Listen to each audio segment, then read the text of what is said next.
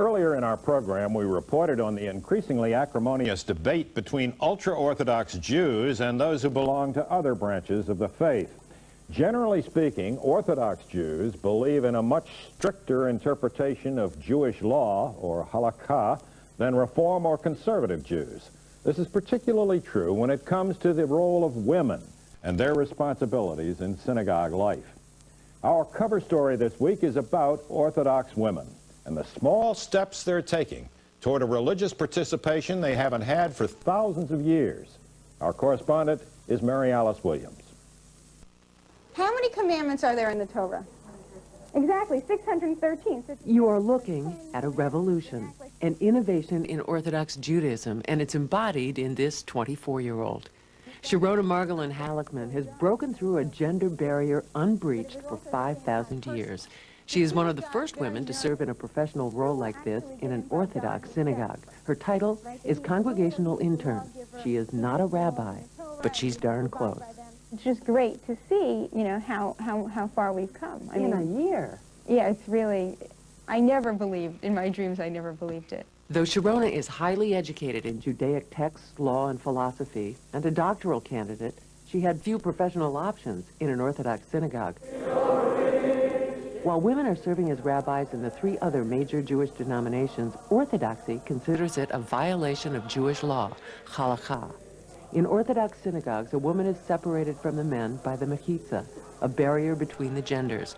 She can't lead prayer services or read from the Torah with men.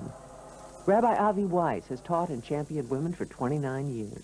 I do not believe that there is any halachic barrier which would prevent a group of women from coming together in a women's prayer group, studying Torah on the same quantitative or qualitative level as men, and I do not believe that there is any halachic barrier to having women serve as Torah Miriam congregational interns, leading ultimately to the shaping of a unique role where women become moratenu, the honorific title for teacher. Rabbi Weiss, whose own teacher, Nechama Leibowitz, was the most acclaimed Torah scholar of her day, created Torat Miriam, the program that trains Orthodox women, including Sharona. Because it's never been seen doesn't mean that it's wrong. We're living in modernity, and if in fact the quest of women to become more involved in spiritual leadership is in consonance with Jewish law, then that is something that I think should be embraced and should be applauded. The congregational internships are not applauded by everyone. Some Orthodox rabbis see them as an incremental end run around halachic prohibitions.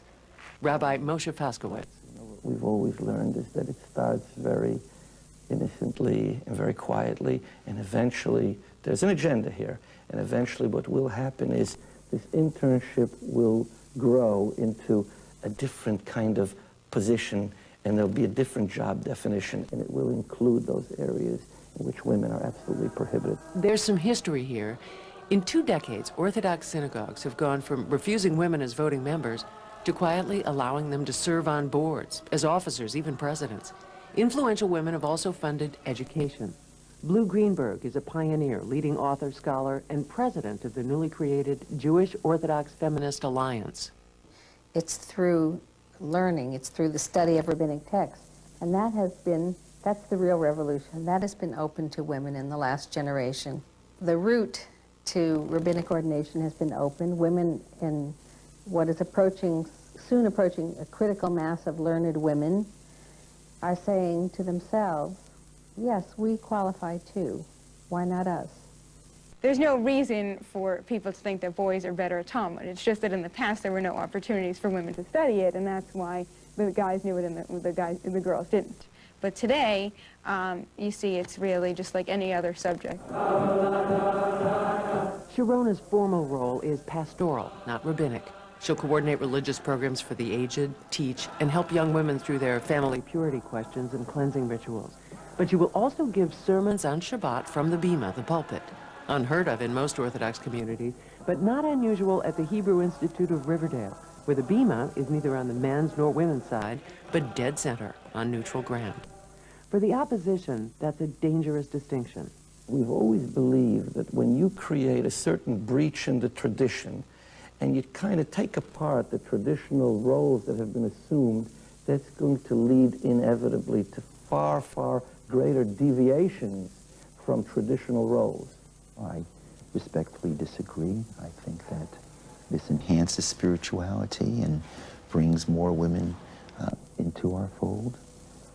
But look, when you do something that's different, it's bound to create controversy. And raise hope. They're serving in roles which other women will look at and say, well, this looks like a rabbi, teaches like a rabbi, preaches like a rabbi, and maybe one of us, maybe going through the ordination route.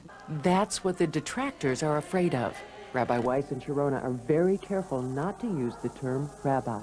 If we use the term rabbi, for something similar to what I'm doing, it would really exclude most of the Orthodox community and it wouldn't become accepted, and we want to keep it accepted within the Orthodox community. So far they've succeeded. Rabbi Weiss is already receiving calls from Orthodox rabbis across the nation to place Torat Miriam scholars in their synagogues. I'm Mary Alice Williams in New York.